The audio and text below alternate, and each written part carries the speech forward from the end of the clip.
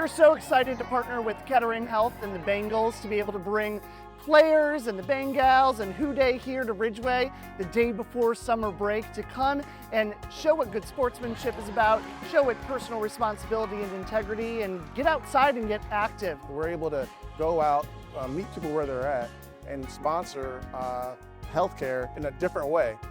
We're using different means, and we're going out and we're having fun with the community, which is way more engaging than what we can traditionally do. It's our holistic view of serving the community. They sent us a kit at the beginning of the year with flag football and a 10-week program that our PE teacher, Ms. DeLong, has done a tremendous job instilling and integrating into her curriculum and programs with many grades. Taking time out of our schedule to go and spend time with these kids and kind of teach them some football skills and stuff that they might want to learn if they end up playing football someday. But more important than that, just showing the community that the Bengals care and that we're willing to spend time and get in the community.